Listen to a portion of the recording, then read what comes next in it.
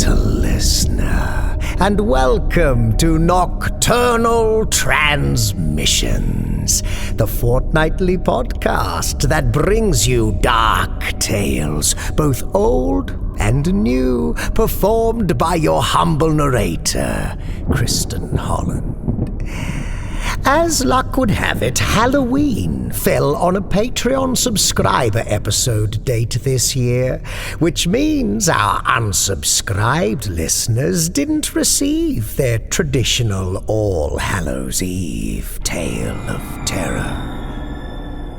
We'd like to make amends by sharing a nice little Halloweenish tale with you now, in the afterglow of the spooky season.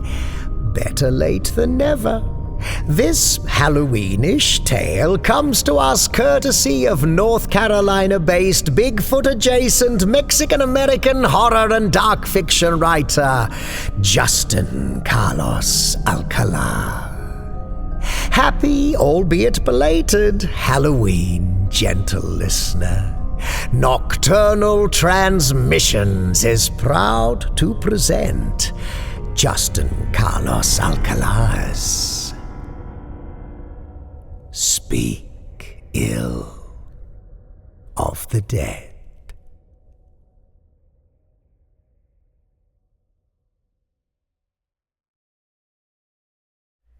Everyone in Rutherford County knew that scarecrow came alive, but nobody was fixing to challenge Great-Grandma Ava on account of her station. So every year when my parents dragged me to the family farm for Great-Grandma's birthday, I tried to catch proof. Only this year, I was bringing reinforcement. Huff wasn't just my best friend, but the bravest 12-year-old in North Carolina. Together, we'd show everyone that scarecrow walked the earth. Or die trying. It was a week with 2 Sundays, and I'd convinced my parents to let Huff accompany us to the farm. There wasn't much to do beside piddle around the general store, goat pens, or pumpkin patch, so negotiations were brief. I'd told Huff stories of Great-Grandmother's farm-picking business and the scarecrow's legend, so he practically hopped out of the moving car once we arrived. His ensuing enthusiasm charmed aunts, uncles, and cousins, and by the first night, Huff was part of the furniture. Still, he wasn't there for friends. I needed Huff to wake the scarecrow. "Any of your great-granny's employees actually see it walk?" asked Huff, sitting up in his sleeping bag. Great-Grandma Ava let us have Mom's old room, complete with tired blue walls, beady-eyed dolls, and a bed no bigger than a garden tray. "Old Man Catfish saw her chase away a murder of crows," I said from under my itchy quilt. "Haven't you noticed there aren't any birds on the land?" "I figured it was from the hustle and bustle. Apple plucking and hay rides don't frighten crows away. Magic does." "So, you want me to poke this scarecrow with a stick or something?" "Poke it, mock it, or take it to dinner. Do whatever so I can take a video of it moving." "I ain't scared. Come Monday, we'll be all over the internet." "We'll go during Great-Grandma's party tomorrow when everyone's busy." "Man, we're gonna be famous." Great-Grandma's 112th birthday went like all the others. All 6 of her children, their kids, and we great-grandkids pitched in with Saturday business while Great-Grandma rested. Huff and I helped Uncle Eustace guide cars into the lot. After the farm closed, we gathered round the estate for supper and cake. Great-Grandma looked how I remembered the last 8 times we sang Happy Birthday. She sat in black at the head of the grand table, expression as serious as a dead man. After blowing the candles away for another year, she raised her glass. "To my beloved Boone," said Great-Grandma Ava. "Let his soul watch over us." The family offered glasses before wetting their lips. I used a distraction to slip into the front room with Huff. "Your great-granny stared into my soul," said Huff, swallowing carrot cake. "She's like that," I said. "Looks like they're opening bourbon. We should go get ready." "Get ready? I told you the scarecrow lives in the old land. It's across the property." "Shoot, Guess I'll pack water. Water for what? Great-Grandma Eva appeared from the walls. Oh, nothing, Great-Grandma, I said. You don't fetch water for nothing, said Great-Grandma Eva. Not planning any mischief, are you? With all due respect, ma'am, said Huff, I believe, as 12-year-old boys, we're obligated to stir some type of mischief. Great-Grandma Eva grinned. It was the only time I'd seen her smile besides when talking about Great-Grandpa Boone. I'm sure you're right. Just make sure it's nothing too well-behaved. This is death season. He don't take kindly to swindlers. I didn't understand what Great-Grandma Eva meant, nor was I willing to ask, so I defaulted to, yes, ma'am. Great-Grandma Eva melted back into the birthday crowd as quickly as she came, leaving Huff and me alone again. Your great-granny's wild, said Huff. Forget about that. Let's get upstairs and prepare for our excursion. Whatever you say. I came out from my mom's childhood bathroom in my warmest fishing camo, ready for the bite of a Carolina autumn night. I assumed Huff would do the same, but found him in his same T-shirt, gym shorts, and sneakers I'd left him in. His only change was a plain black baseball cap he wore backwards. Huff, you gonna freeze? Nah, we Hoffmans are a style breed. Natural insulation. Suit yourself, I said, putting on my backpack.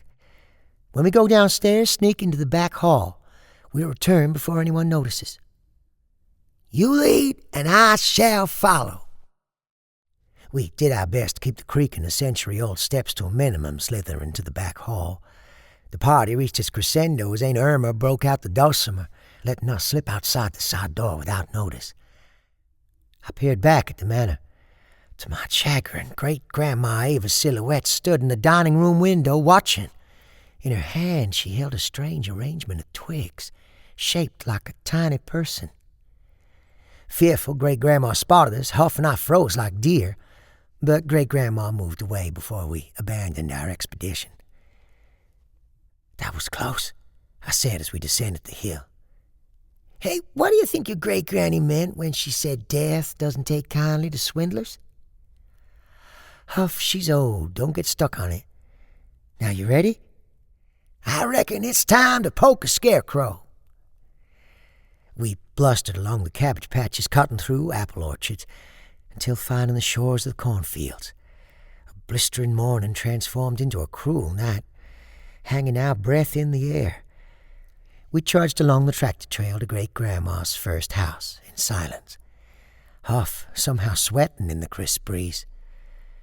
The one-room house sat derelict, broken windows for eyes and a porch bearded in moss, standing at attention in its yard. The scarecrow awaited. It was as dingy as it was daunting, crucified on an X-wrought post.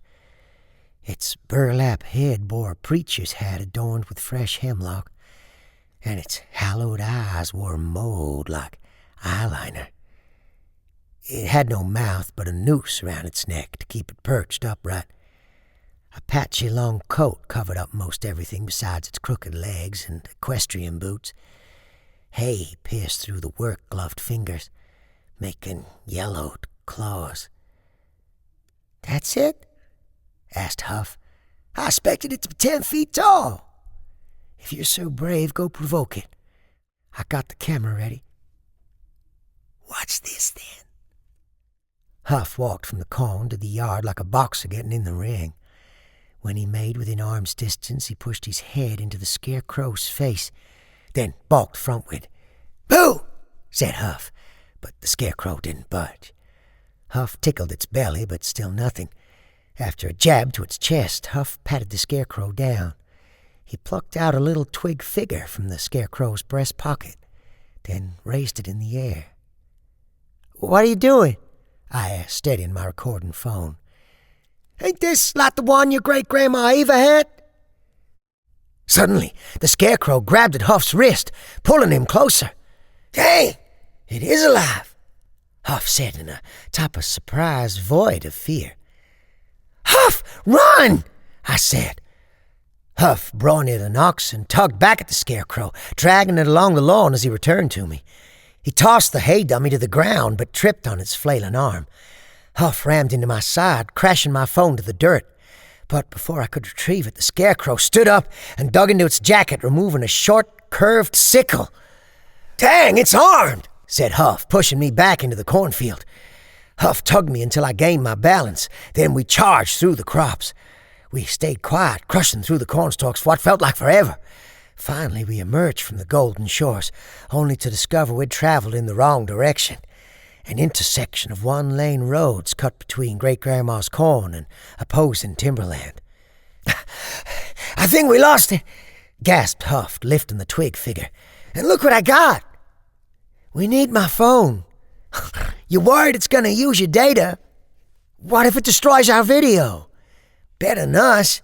Now what's the plan? We don't know how close it is." "I don't think it's close at all," I said, staring across the street. Huff followed my gaze. Across the junction, a murder of crows stared back at us from the curb. Upon us paying them mind, the birds spoke.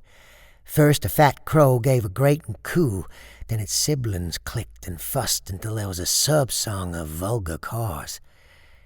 "What the heck is going on?" said Huff, index finger plugged in his ear. "I got no idea." "Oh, don't mind them," said a voice dipped in silk and slathered in baritone. "They're harmless." A pale, sable-haired man with a receding hairline emerged from the woods, his hands in the pockets of his three-piece suit, of funeral black. The fat crow leapt atop the stranger's shoulders, while its brothers and sisters hushed. "Hey, mister," said Huff. "We need to get out of here. Something fierce is chasing us." "You're Miss Ava's kin, aren't you?" "Yes, sir," I said. "Mister, I'm serious," said Huff. "Something is coming for us." "Like a scarecrow?" asked the stranger. "How'd you guess?" Huff asked. "Huff," I said, "save your breath." "Bless your heart," the man said, stopping at the road center. "What say? I'll help you." "How?" I asked. "Oh, I'm familiar with the water," said the stranger. "It's old magic." "You a wizard?" asked Huff. The stranger ignored Huff. "And I reckon you need something in return?" I asked. "Smart boy," said the man. He stared at the figure in Huff's hand. "Just some branches and yarn." "Sounds like a deal to me." Huff offered the stick man, but I slapped his hand down. "Huff, you don't reckon a man in black along with his army of birds ran into us in the indecency of night by coincidence?" I asked. Huff's eyes bulged as if it dawned on him. "Say, mister, how'd you figure we'd be here?" "A hunch, I suppose." The stranger looked over our shoulder. Distant thrashing battered from the sea of corn behind us, followed by boots crushing stalks. The crows cawed. "Looks like you're running out of time," said the stranger. "Hand me that effigy, and I'll fix your scarecrow problem."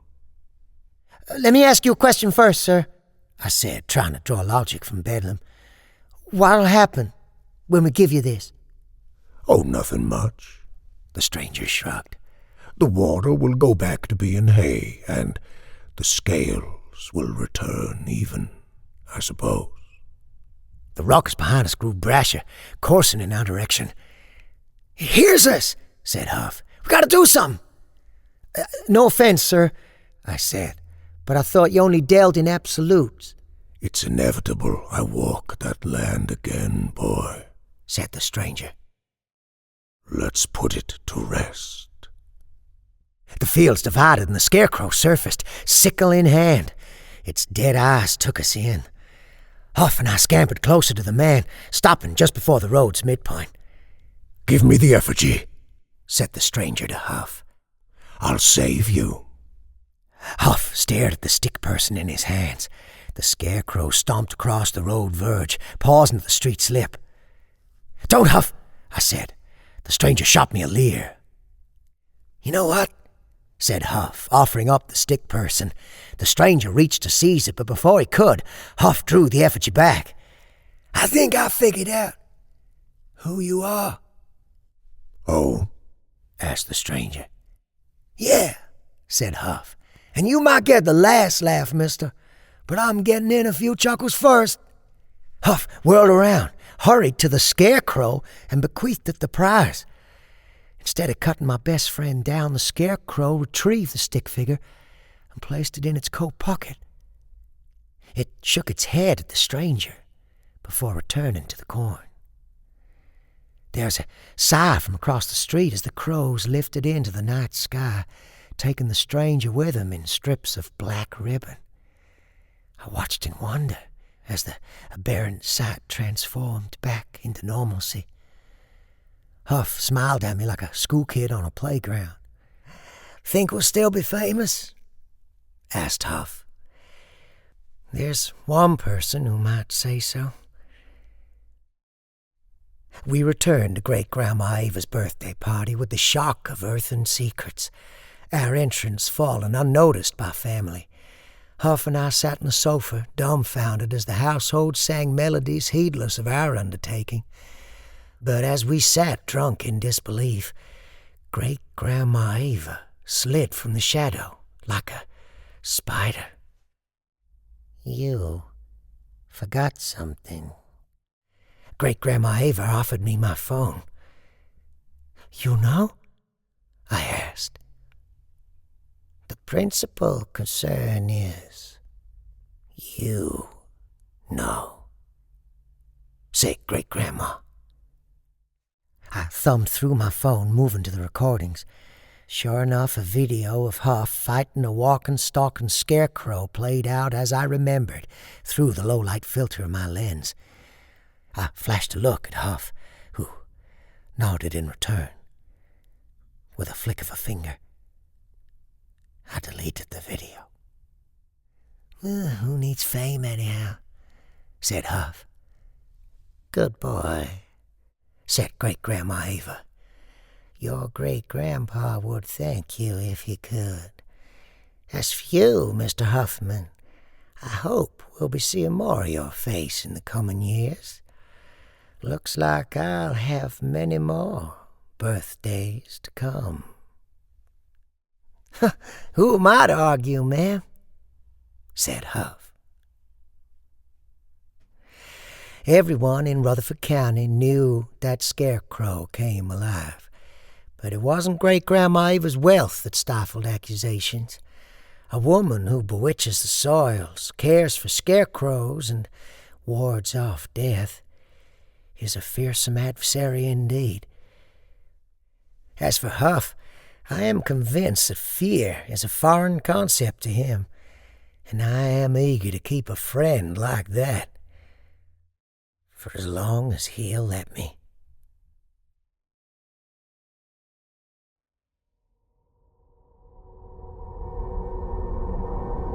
Speak Ill of the Dead by Justin Carlos Alcalá.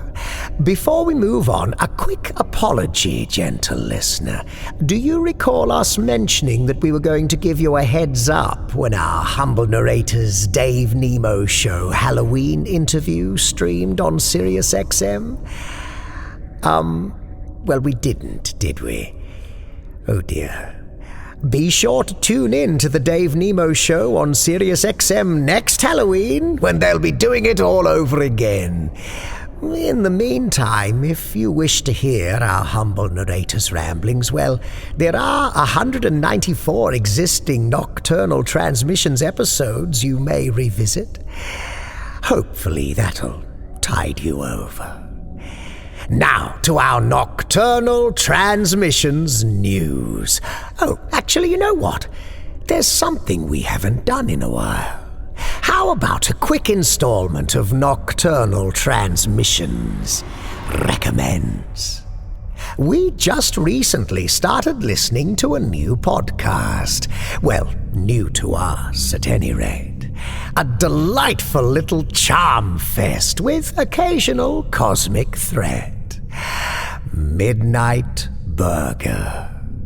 When Gloria took a waitressing job at a diner outside of Phoenix, she didn't realize she was now an employee of Midnight Burger, a time-traveling, dimension-spanning diner.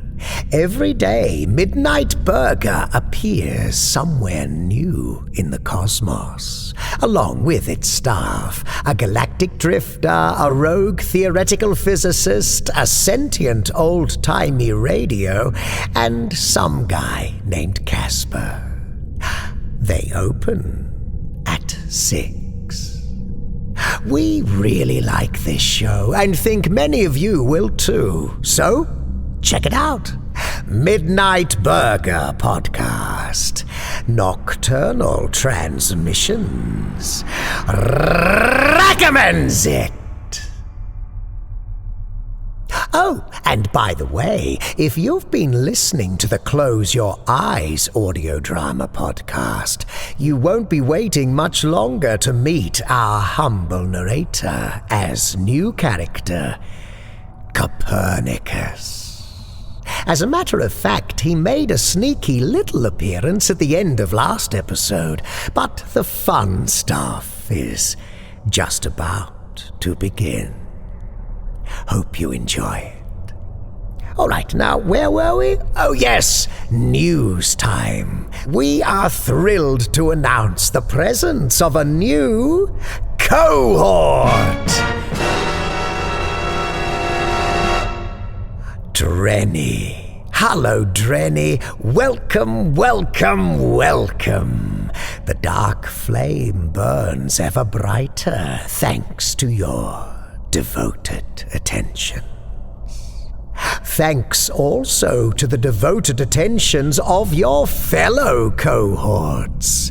Joanne Brooker, Boole Swivney, Rachel Brown, Rebecca Gates, Johnny Kelly, Jerry Taylor, Princess Praying Mantis, Andy Shammy, Wayne Prince, Daniel Kamiankowski, Tippy Polo, Tim Howard, Heathen Soul, Amanda Moore, Kel Wielden, Eugene Petrie, Arnie Frank, Alex Brewis, Adam, Daniel Clanton, Robert Troy Hampton Peterson, Mudkip, Alicia Townsend, Evan Dooley, JB, Sam Hankins, Jimmy Mack, and you, Drenny. This transmission was transmitted by Nocturnal Transmissions, thanks in no small part to the generous assistance of our Patreon subscribers. All non-public domain stories are featured with the permission of the authors. All voices and production are concocted by Kristin Holland. Until next time, as always, watch the skies, fear the dark, and don't trust anyone, especially yourself. Good night, gentle listener.